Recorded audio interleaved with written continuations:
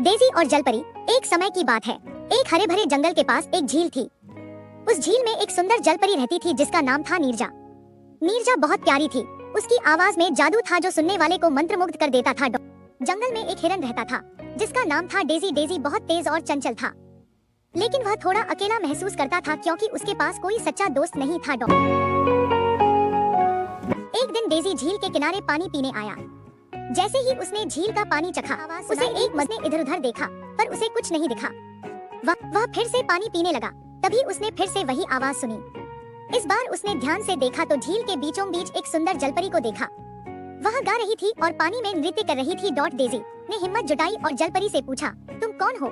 जलपरी ने मुस्कुराते हुए कहा, मैं नीरजा हूँ, इस झील की जलपरी। तुम कौन हो प्यारे हिरन?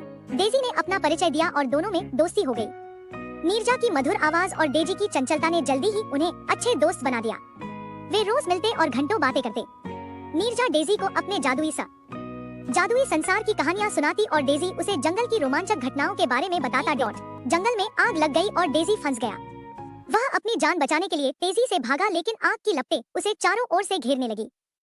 चंदन ने अपनी सारी शक्ति लगाकर झील की ओर दौड़ लगाई। नीरजा ने दूर से ही डेज़ी की परेशानी देख ली थी। नीरजा ने तुरंत झील की शक्तियों से उछाला और पानी की एक बड़ी लहर बनाकर जंगल की ओर भेजी। उस लहर ने आग को बुझा दिया और डेज़ी को बचा लिया। डेज़ी ने नीरजा का धन्यवाद किया और उसकी आंखों में आंसू आ गए।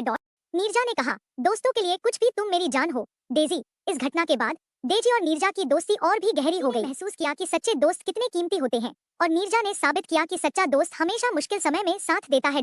और इस तरह जंगल और झील की कहानी में एक नई चमक आ गई, जिसमें एक हिरन और एक जलपरी की दोस्ती का जादू शामिल था।